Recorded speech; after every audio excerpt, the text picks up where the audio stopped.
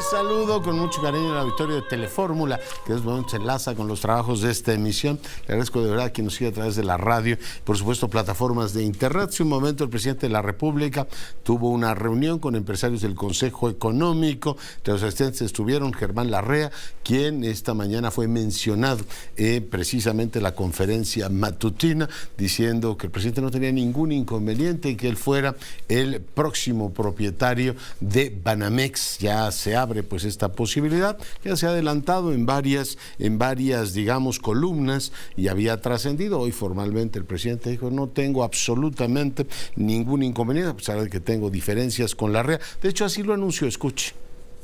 Van muy bien las negociaciones y que uno de los posibles compradores es el Grupo México. Nosotros les hemos transmitido a los consejeros directivos de City Banamex que no hay de parte nuestra ningún problema en que se lleve a cabo esa operación. Tenemos diferencias con ellos, pero eso es otro asunto, ese es otro cantar.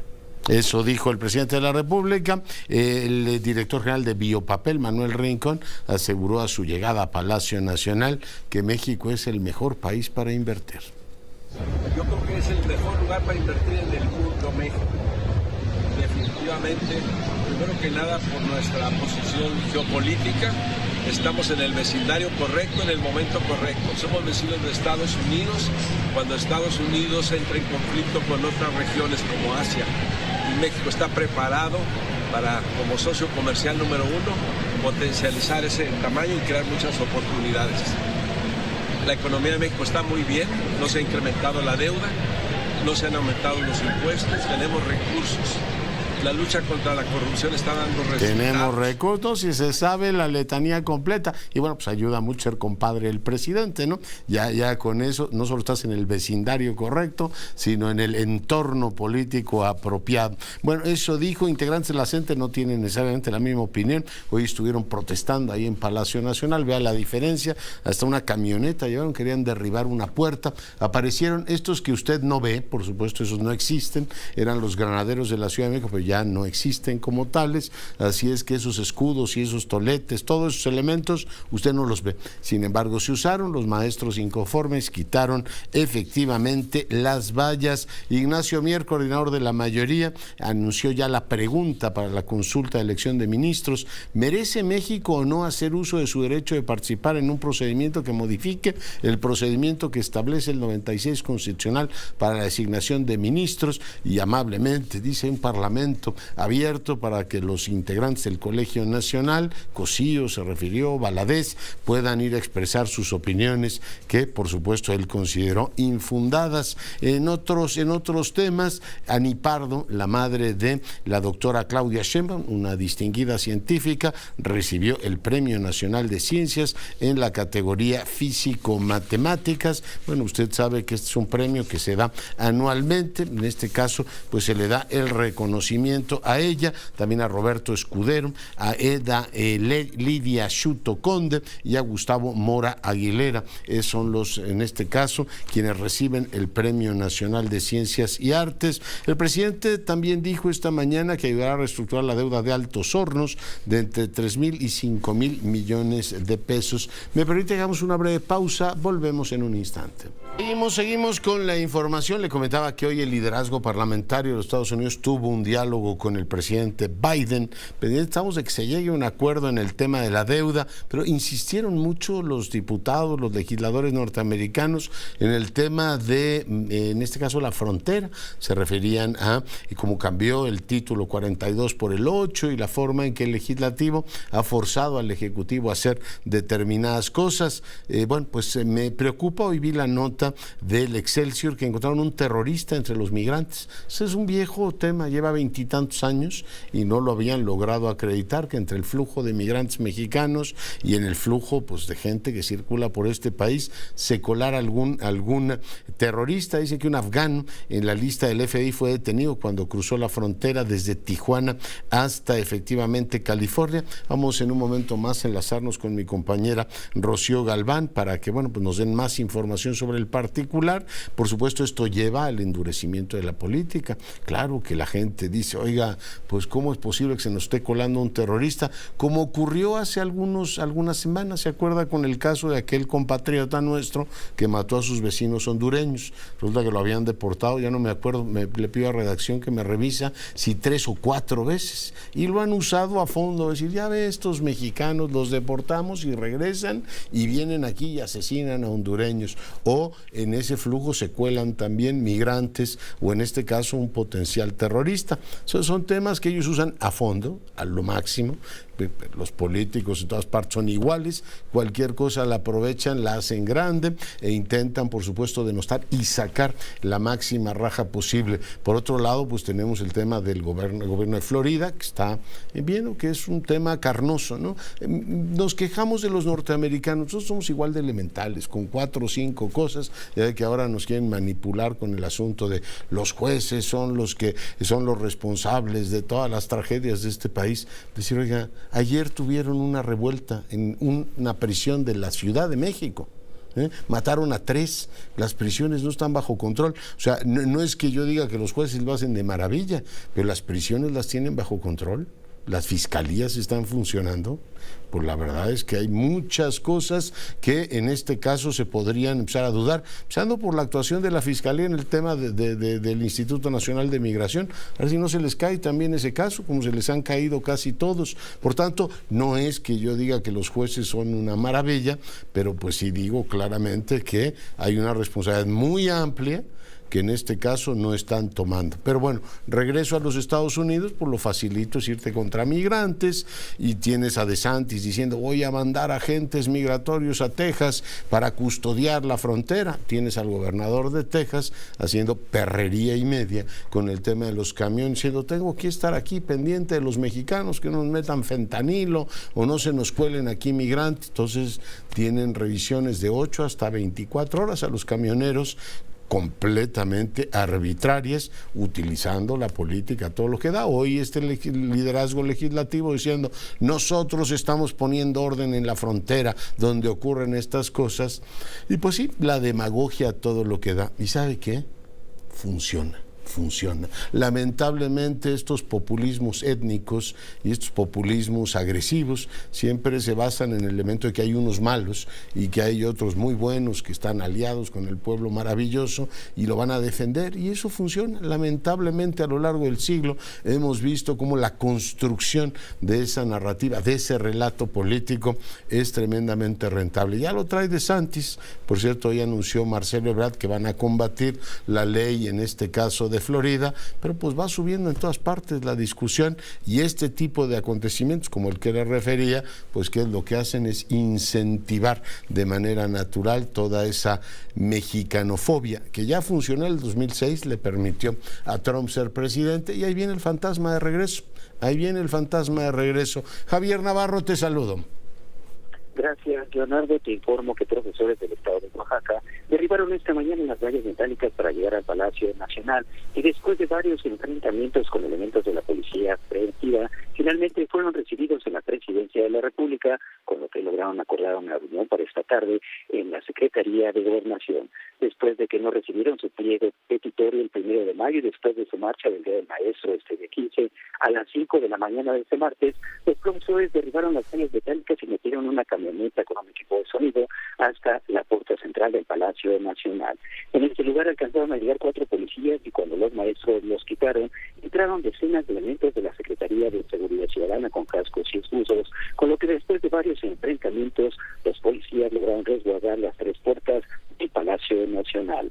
Después del diálogo con las autoridades, se retiraron los elementos de la policía y una comisión de los profesores ingresó, con lo que gestionaron esta reunión para esta tarde y resolver sus demandas en la Secretaría de Gobernación, y con esto los profesores se dirigieron a la avenida Bucareli, donde en la reunión obtuvieron una respuesta positiva a su demanda de que la Dirección General de Educación Indígena no se traslade de la Secretaría de Educación Pública al Instituto Nacional de Pueblos Indígenas, y con esto regresaron al Zócalo, donde en este momento, Leonardo, ya levantaron su campamento para regresar al estado de Oaxaca.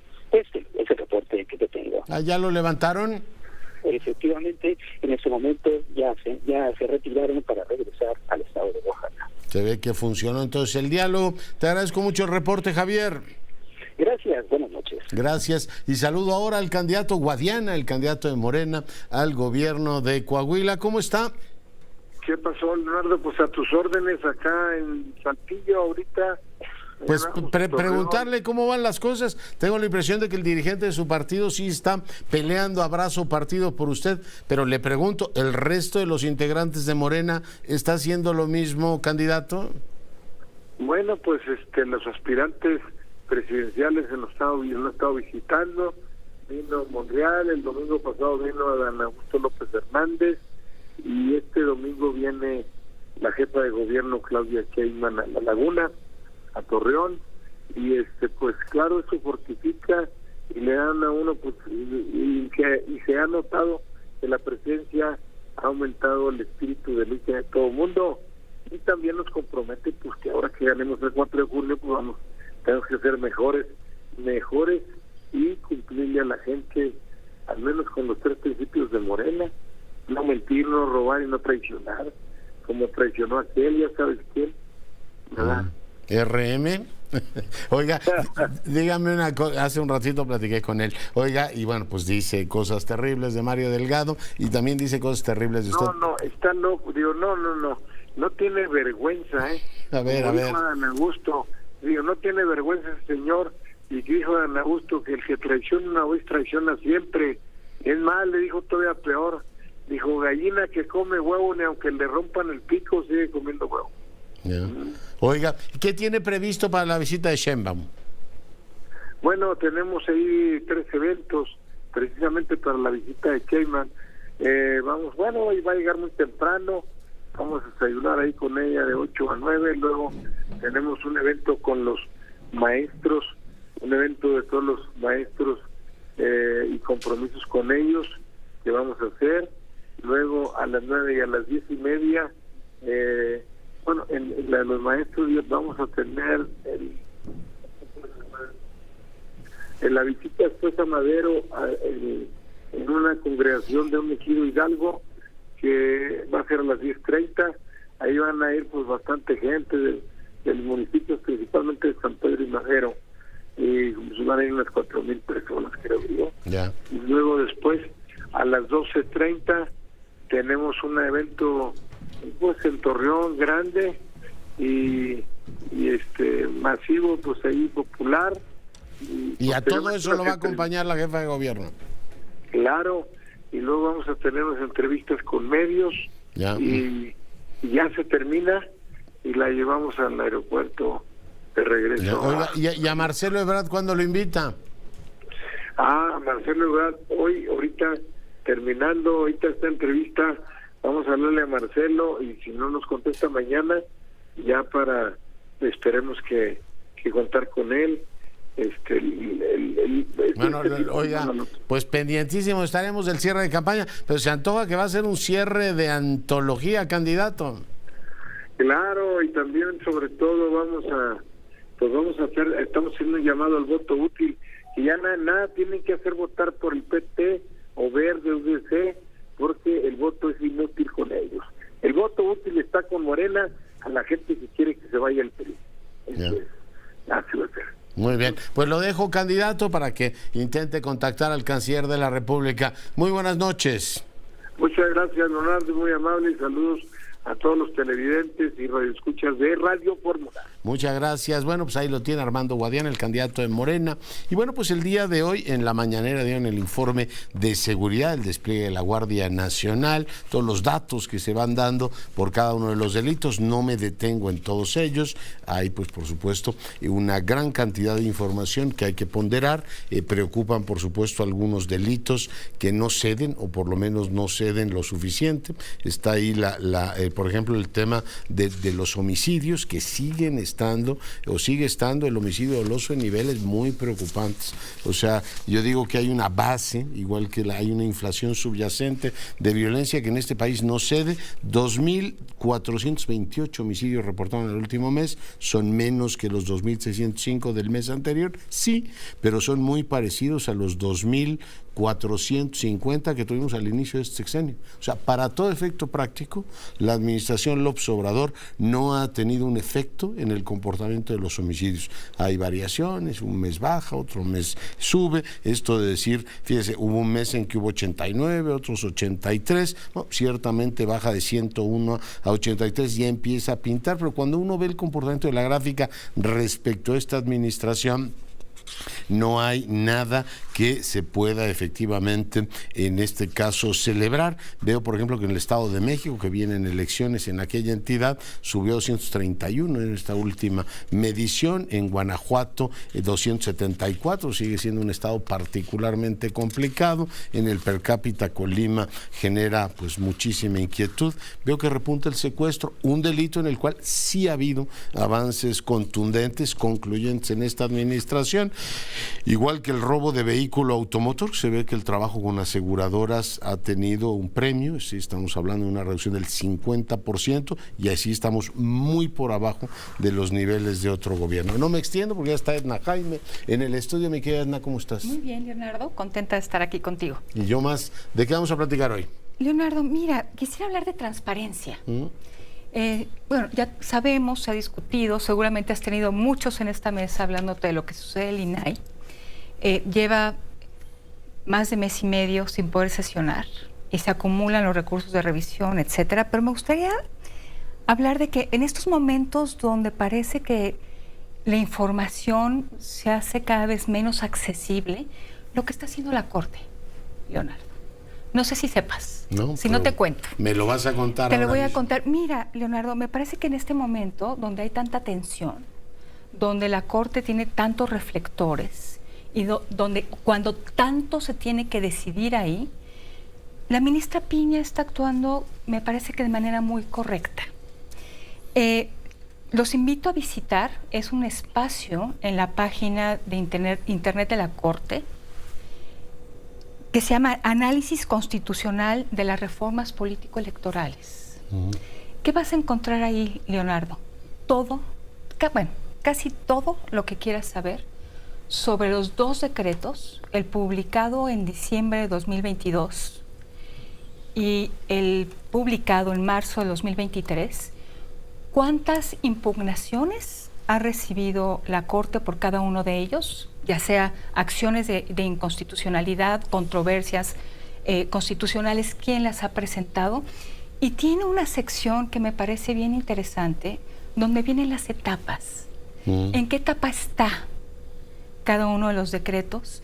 Por ejemplo, el decreto 1, pues ya transcurrió las etapas procesales que necesitaban transcurrir, se declaró inconstitucional, ya se publicó el decreto en el Diario Oficial de la Federación, pero entonces es en esta página, Leonardo, donde se está concentrando la información y donde los ciudadanos vamos a poder consultar cómo va. Lo estoy abriendo, ya lo estoy viendo. Entonces, déjame decirte que tuvimos Laurence Pantani. Ya lo estamos viendo en pantalla. Laurence Pantani y yo, mi colega que trabaja temas de Poder Judicial en México Evalúa, el enorme privilegio de platicar con la ministra sobre este micrositio o sobre este sitio, y tiene grandes aspiraciones. Este es el comienzo.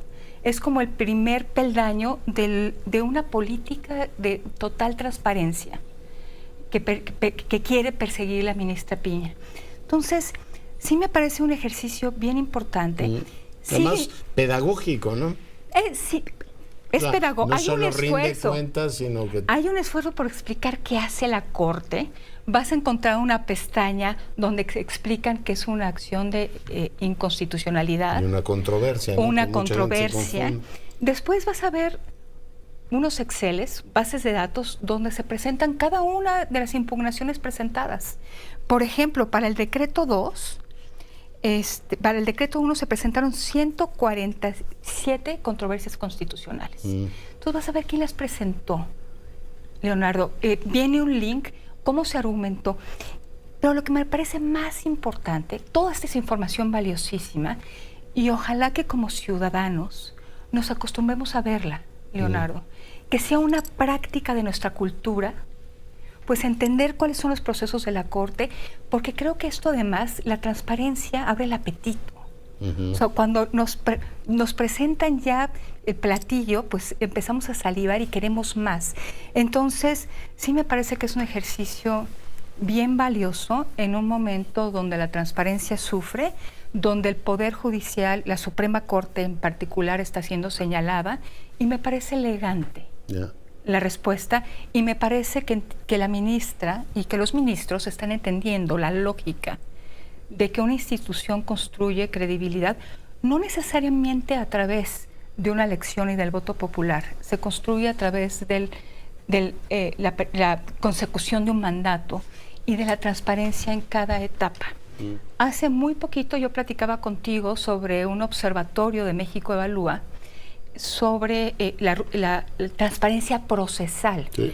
Y te decía que quisimos hacer un ejercicio muy exhaustivo, tuvimos problemas para conseguir información, la ministra y otros ministros, debo decirlo, nos escucharon, y bueno, queremos pensar que esto abre una nueva etapa. Yo también y además lo valoro mucho, no lo había visto y me alegro un montón de ver, sí, está además muy bien explicado.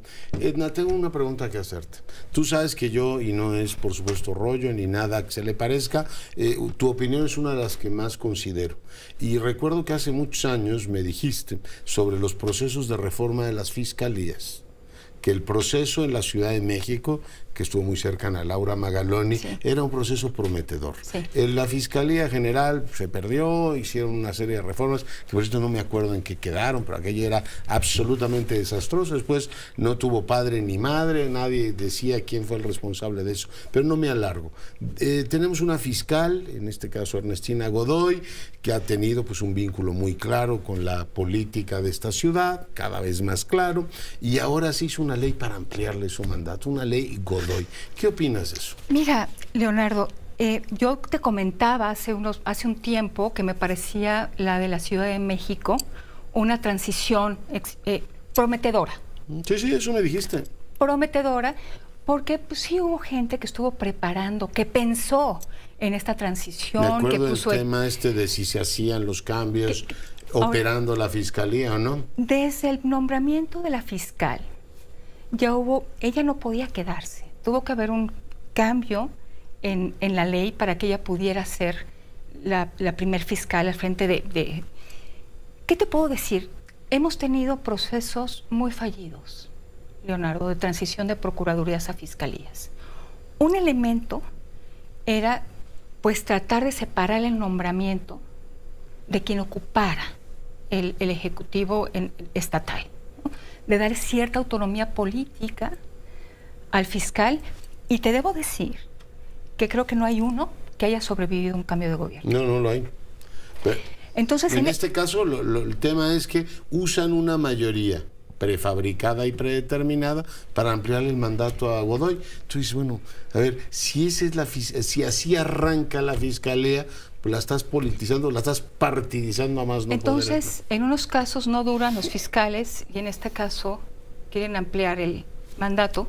Entonces, el hecho es pues que la ley no se cumple, que esta pretensión de transformar a las fiscalías se está quedando en eso, y ahí se nos está yendo la posibilidad de pacificar al país, Leonardo, porque tú decías, estamos estacionados en niveles altos, un equilibrio altísimo de violencia, estamos estacionados en un equilibrio de alta violencia que necesita cambios radicales, y uno que pensábamos podía mover la aguja era la transformación de las fiscalías, con fiscales que pudieran llevar a cabo una transición para construir capacidades de investigación criminal, para poder identificar despolitizarlos. Necesitamos profesionales a cargo de la investigación criminal, y no necesitamos que sea una extensión el fiscal de pues el poder. Además con pasos de dinosaurio, es decir, la mayoría lo ejerce. Entonces, y la imponemos. Pienso, Leonardo, que... O sea, ni siquiera un distinguido miembro de la oposición, que la mujer tiene sus méritos, pero la ampliación natural por el hecho de la utilización de la mayoría la lastima, ¿no? Yo tenía muchas esperanzas puestas en la transición de esa fiscalía y en la fiscal. Por eso lo cité. Entonces, ¿qué te puedo decir? Que vamos a necesitar otra ronda. Decir, bueno, no nos salió. Qué pena. no nos está saliendo. ¿Sabes qué me entristece? Esta mañana hablaba, y está la conversación en internet con Sergio Aguayo. Llevamos 7 sexenios, mi querida Edna, con políticas presidencialistas o con el partido de la mayoría, y empezar de nuevo, porque no entienden que o pactas instituciones de Estado, o vamos a seguir arrastrando, o vamos a seguir con la maldición de Sísifo, mi querida Edna, empezando nuevamente con los que vengan. Pues, Leonardo, implica fiscalías profesionales, implica romper con el pacto de impunidad, que es el corazón del régimen político que no hemos podido transformar, aunque hemos tenido alternancia de partidos en el poder. Sí es. Entonces, Edna, querida, pues muchas gracias por tu comentario. Nos vemos aquí la semana próxima. Por supuesto. Y bueno, seguimos con la información. Israel Aldave, voy contigo hasta Tapachula. Adelante. Hola, ¿qué tal, Leonardo? Gracias, muy buenas noches. Nos encontramos aquí en este predio que se le conoce como Viva México. Lo observamos en las imágenes de nuestro compañero Uriel Rivas. Estos camiones de color blanco, Leonardo, son los que ha dispuesto el Instituto Nacional de Migración para llevar a estos migrantes de todas las nacionalidades, no solamente de Centro y Sudamérica, sino también ya han llegado este día, Leonardo, lo comentábamos también desde ayer, mucho migrante africano, como estos que estamos observando en las imágenes, Leonardo, que están pues haciendo fila literal, Leonardo, para poder abordar estos camiones que, como te lo comentaba, los llevan a Tuxtla Gutiérrez, la capital del estado de Chiapas, en donde pues les van a dar un documento para que se regresen por sus propios medios al lugar por donde ingresaron, es decir, a la frontera sur más cercana. Así dice el documento. ¿Cuál es la frontera sur más cercana? Pues Guatemala, que se encuentra aquí a 40 kilómetros. Vemos este reforzamiento anunciado por el gobierno federal, elementos de la Guardia Nacional, quienes brindan justamente pues seguridad en todo este trabajo por parte del Instituto Nacional de Migración. Vemos estas imágenes que, por supuesto, pues de verdad, Leonardo, las condiciones en las que están estos migrantes, niños, hay muchos niños, Leonardo, familias enteras, ya en estos momentos, pues vemos ahí al fondo las imágenes de Uriel Rivas, cómo están haciendo esta fila ya para poder ingresar justamente a estos camiones. Pero comentarte, Leonardo, estas imágenes que vimos aquí de cómo son tratados los migrantes en el territorio nacional, contrastan con algo que encontramos hoy. Hay migrantes VIP, Leonardo, sí, así como te lo comento, migrantes VIP, que no pasan la noche aquí, no sufren el calor, las inclemencias del clima, tampoco pasan hambre y mucho menos sed. Estos migrantes son de Uzbekistán, están hospedados en un hotel que la noche cuesta entre 1,500 y 1,900 pesos. Ellos, por supuesto, pues no son intimidados por los elementos migratorios, sino y por supuesto, pues gozan de muchos privilegios. Vamos a observar en estas imágenes de Uriel Rivas que captó esta mañana cómo estas personas se manejan de manera sigilosa, no hacen mucho ruido, pasan de manera casi desapercibida, bajan al comedor a desayunar, también por supuesto se encuentran ahí viendo sus teléfonos inteligentes, sus computadoras. Mira. No cruzan palabra con nadie, Leonardo, a pesar de que muchos de ellos hablan inglés. ¿Y a qué se debe esto, Leonardo? Pues simple y sencillamente a la corrupción que hay en México. Una persona que justamente labora en este hotel, pues nos dijo de manera anónima, por supuesto por temor a represalias. ¿Por qué? Porque estas personas uzbecas, por el gentilicio, están ahí en ese hotel y no son molestadas por ninguna autoridad. Pero digamos, si son migrantes, vienen indocumentados, ¿no? De hecho sí, pero como la lana es la que habla. Corrupción, la pagan. Exacto. ¿Y dónde arreglarán sus papeles? ¿No? Migración. ¿Migración de México? Migración. Ahí está, Leonardo, lo que dice esta persona, la lana es la que manda. Contrasta justamente, Leonardo, con lo que nos encontramos en todas y en cada una de las carreteras de aquí de Tapachula, Chiapas, en donde es imposible. No pueden salir de este punto del territorio nacional los migrantes para poder cumplir su tan ansiado sueño que se ha convertido en una verdadera pesadilla de llegar a Estados Unidos. También captamos el momento en el que una agente migratoria detiene a 3 jóvenes de origen venezolano y esto es lo que les comenta. Ya lo habíamos señalado el día de ayer, Leonardo, en este documento, que los van a regresar ellos de manera voluntaria, los hacen firmar el documento para que regresen por Guatemala. Así se los dijo. salgas del país por la frontera más cercana. Es lo que te puedo ofrecer. Gracias, mi amor. Si no quieres, no te puedo obligar. Gracias, puedes continuar. Gracias, ¿vale? muchas gracias y que Dios te bendiga. Nosotros continuamos caminando. Vamos con Diosito es el que nos protege de todo.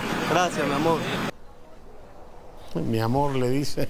Y no nos detuvieron, Leonardo, como ocurre con todos, porque justamente pues nos encontrábamos en ese momento. Mientras tanto, pues continúa el operativo rastrillo para detener aquí a los vaya migrantes, oferta. Leonardo. Regrese a Guatemala, hombre. Hágame una oferta un poquito más atractiva. Israel, muchas gracias por tu reporte. A tus órdenes, Leonardo. Buenas noches. Pausa. Seguimos con la información. Me informan que ya liberaron. Qué pesadilla lo que ocurrió hoy en la autopista en la México-Querétaro. Horas y horas bloqueada. La verdad es que es un problemón. Hace unos días el Economista publicaba, hoy que vi en varios programas, a mi buen amigo Luis Miguel González, de hecho amanecí el día con él, le recuerdo que su periódico publicó que ya habían empezado los trabajos de la México-Querétaro, de la línea férrea México, que como urge, está lleno de camiones, da pavor ir en esa autopista, un accidente el día de hoy, un montón de horas bloqueado, pero reportan que hace 3 horas ya se liberó y se normalizó el tráfico, o sea, hay mucho tráfico, pero ya no hay el bloqueo por un camión accidentado. Bueno, dejo efectivamente el tema de en este caso, de tráfico, y vamos ahora a nuestra sección del Colegio Nacional.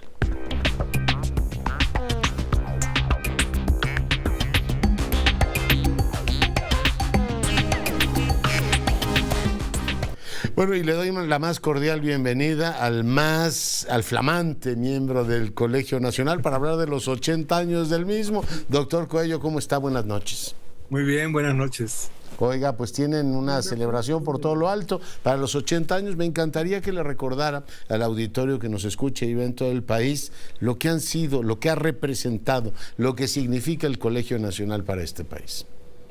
Claro, el Colegio Nacional es una institución muy importante porque agrupa a los artistas, intelectuales, científicos más representativos de nuestro país y ha hecho una gran cantidad de aportaciones a través de estos individuos a lo largo de estos 80 años de historia, desde el 43 en que fue fundado, originalmente con 20 miembros y después se duplicó el número cuando era con un decreto de Luis Echeverría en los años 70. Y ha sido una institución, yo creo, fundamental para la divulgación de la ciencia, para acercar al público en general a la ciencia, al arte, a la música. Creo que ha jugado un papel muy importante que sigue vigente en nuestros días. Ya. Oiga, yo digo que los políticos van y vienen, pero las instituciones como el Colegio Nacional se quedan y bueno, pues va generándose conocimiento sobre sobre diversas disciplinas. ¿Qué tienen previsto para la celebración de los 80 años? Me imagino que habrá seminarios multidisciplinarios, en fin, ¿qué tienen previstos, doctor? Toda la semana tenemos una serie de actividades que empezaron el lunes. Hoy hubo una ceremonia solemne. El día de mañana hay lectura de poesía con Vicente Quirarte y Christopher Domínguez. El día sábado tenemos una actividad muy importante, el Colegio para Chicos y Grandes, donde se pretende acercar a los más jóvenes, a los niños, a los adolescentes, a que conozcan las instalaciones del Colegio Nacional. Va a haber una serie de dinámicas desde las 11 de la mañana hasta las 4 de la tarde, donde se les va a mostrar las instalaciones, va a haber algunas actividades relacionadas con libros que ha publicado el Colegio Nacional, y el día domingo, que se cierran las actividades de los 80 años, con un concierto a cargo de Gabriela Ortiz, que va a ser en el antiguo Colegio de San Ildefonso, el anfiteatro Simón Bolívar, con un ensamble que se llama Tambuco, que es en honor a esta pieza de Carlos Chávez. Entonces los invitamos a que se acerquen toda la semana. Miembro del colegio, ¿no? Así es, sí. Entonces tenemos actividades hay unas ofrendas el día viernes, una exposición que se llama Ofrendas Ocultas, tenemos lectura de poesía, han habido charlas, el día de hoy hubieron unas charlas precisamente en torno a lo que significan los 80 años del Colegio Nacional, y se hizo un documental, un video que se proyectó, ya está disponible en la red, en el canal de YouTube del colegio. Entonces creo que es una semana muy intensa con actividades creo, muy diversas para todos los públicos, y que buscamos pues que la gente conozca más sobre el Colegio Nacional, que se acerque al Colegio Nacional, y que los jóvenes también se incentiven a leer las publicaciones, que hay publicaciones muy, muy valiosas, muy interesantes de los miembros del Colegio Nacional. Vaya que hay, de todos los temas que uno puede imaginar. Oiga, aprovecho que lo tengo en la línea y usted disculpará, doctor Coello, pero bueno, está, digamos, la actualidad manda y más en los espacios televisivos. Hoy estuvo Sam Altman, el creador del chatbot de inteligencia artificial ante el Congreso de los Estados Unidos, el famoso ChatGPT, y dijo que su temor es que causemos un significativo daño al mundo. Hace unos días, doctor, también tuve la fortuna de la reunión de rectores que tuvo lugar allí en Valencia, la de Universia. Por cierto, conocí a Tim Berners-Lee, el creador de la WWW, y decía, veo con preocupación cómo va avanzando el mundo. También oía a un compatriota nuestro que está en Barcelona,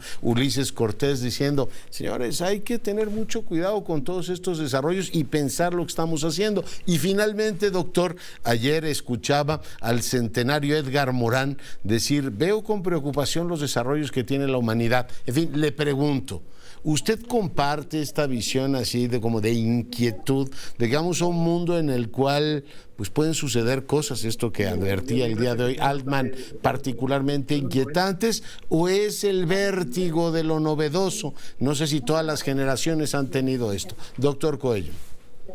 Personalmente yo considero que se está sobredimensionando el problema. O sea, evidentemente sí pueden haber situaciones problemáticas, pero dependen en gran medida de qué tipo de cosas permitamos que hagan estas nuevas aplicaciones de inteligencia artificial.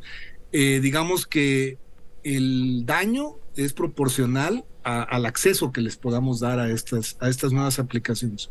Creo que hasta el momento es más temor que realidad. Sí hay mucha preocupación, incluso de pioneros de la inteligencia artificial, por lo complejas y elaboradas que son estas nuevas aplicaciones, pero algo que puedo decir es que estas preocupaciones no son nuevas, ya existieron hace muchos años, en los años 80, con el primer boom que tuvo la inteligencia artificial, y en aquel momento no pasó nada. Ahora más la preocupación es de que el alcance de muchas de estas aplicaciones pues es mayor, ¿no? que lo que teníamos en los 80s o los 90s. Pero se pueden volver peligrosas en la medida en que les demos acceso a información sensible, a información que pueda causar daño. Si no damos acceso a esa información, no tendría por qué haber ningún problema. Pero son aplicaciones desarrolladas para ayudarnos. Le pregunto, doctor, porque escuchaba en la comparecencia que tuvieron, dijeron, se nos fueron las redes sociales y no las regulamos. Hoy les son un espacio de mentiras, insultos, noticias falsas, polarización, y la verdad es que pues ahora échele un galgo a las redes sociales. ¿Quién las controla? Nadie, pues ya a estas alturas no.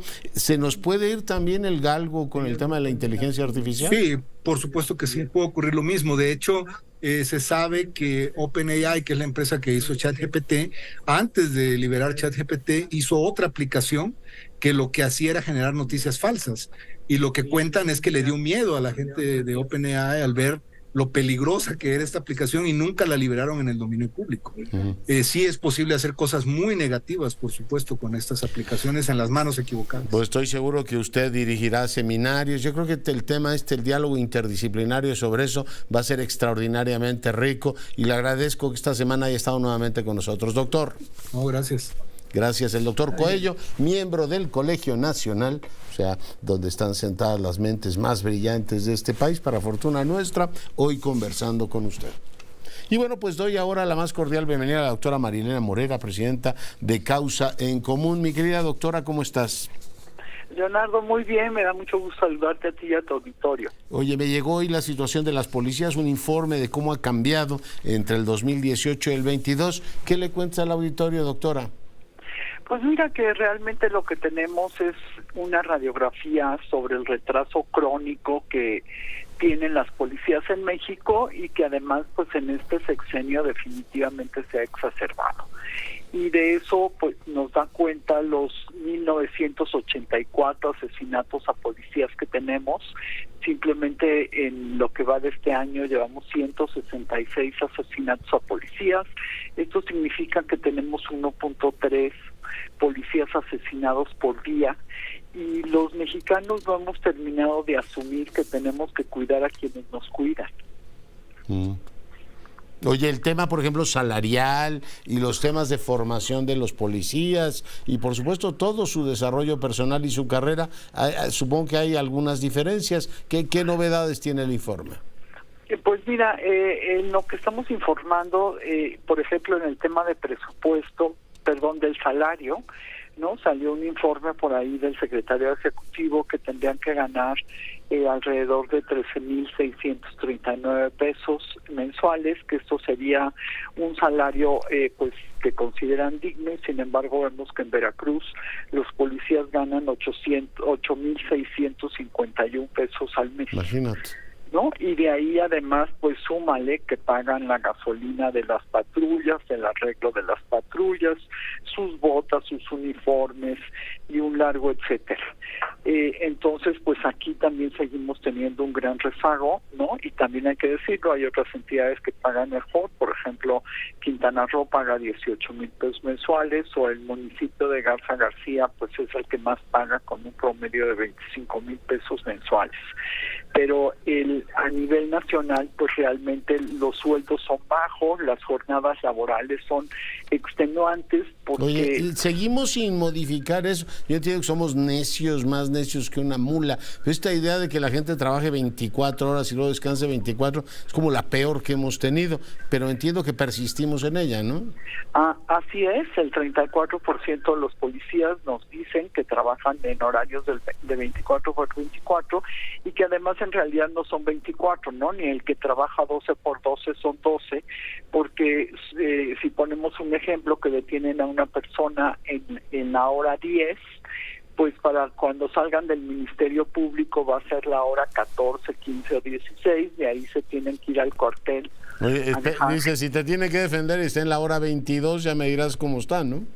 Exactamente, ¿no? Además que es completamente absurdo hacerlos trabajar de esta manera.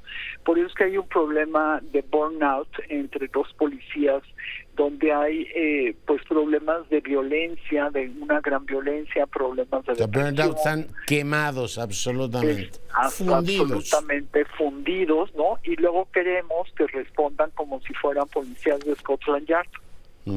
Sí, parece absolutamente increíble. Oye, y con los tiempos que corren, con la hipercentralización, como que se ha olvidado, ¿no? Esta prioridad de ir desarrollando policías en los ámbitos estatales. Así es, si tú ves los acuerdos del Consejo Nacional de Seguridad Pública, tu auditorio recordará que en sexenios anteriores esperábamos la reunión del Consejo, se daba cada 6 meses, porque eso dice la ley, ¿no? Ahora hemos tenido, me parece, 3 o 4 reuniones con 26 acuerdos que son completamente disfuncionales desde la forma como los ponen, ni siquiera tienen plazos de cumplimiento.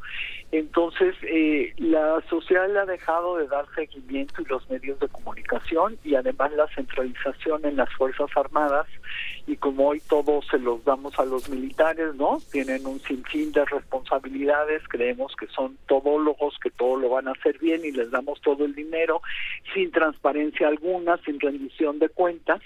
Bueno, pues las policías completamente abandonadas y todo el dinero para los militares, que recordemos que los militares no son policías y tampoco no los están preparando como policías, cuando por ley además lo deberían de estar haciendo, porque se supone que hasta el 2028 que van a estar en las calles la fuerza militar en general, y además tenemos la Guardia Nacional, que también es completamente militar, pues se tendrían que regir por las mismas reglas del Sistema Nacional de Seguridad Pública, los deberían de estar preparando como policías, y esto no lo están haciendo. Entonces, me parece, Leonardo, que estamos en temas de delincuencia y violencia en el peor de los mundos, ¿no? Peor de los mundos. ¿Viste el reportaje hoy del Universal, no? Los marinos dicen, oiga, yo no quiero ser policía, quiero ser marino. Yo soy marino, pues sí, yo no quiero construir carreteras, ¿no? Yo soy marino.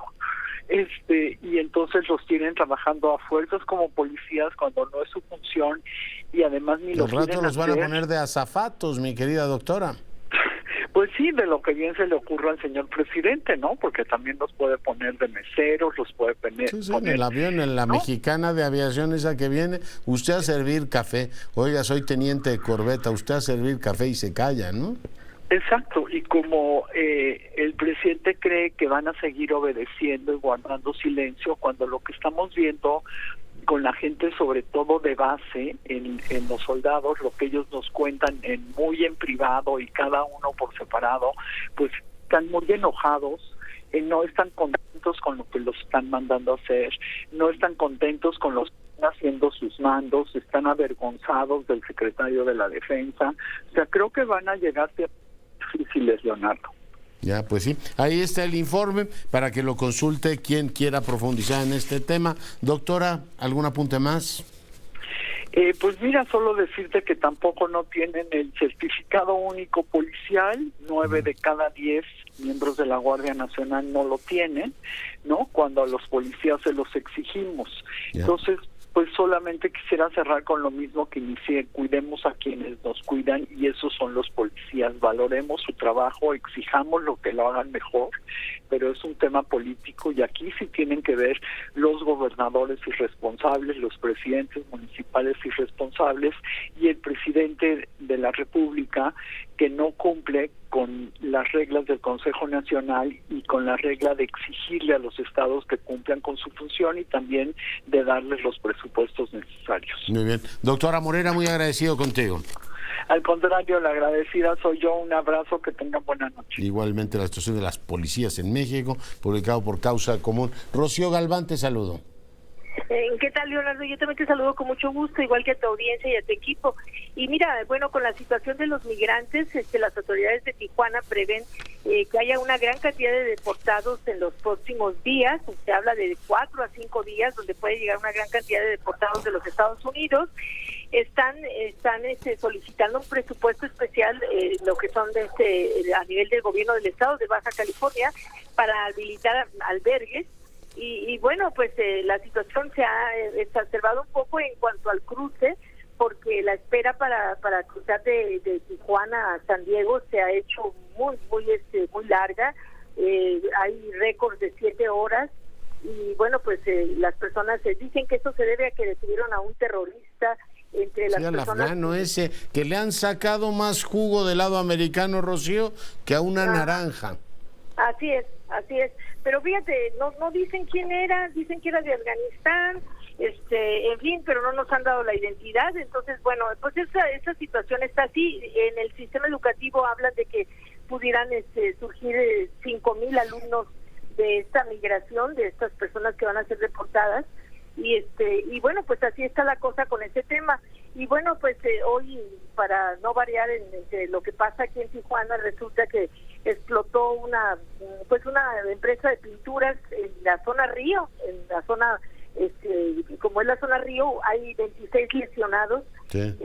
3 de ellos muy delicados, y una persona que fue rescatada después de 1 hora y media, que trae también una condición crítica, pérdidas económicas muy grandes, y bueno, el gran susto que se llevaron todas las personas que estaban en edificios y casas a los alrededores.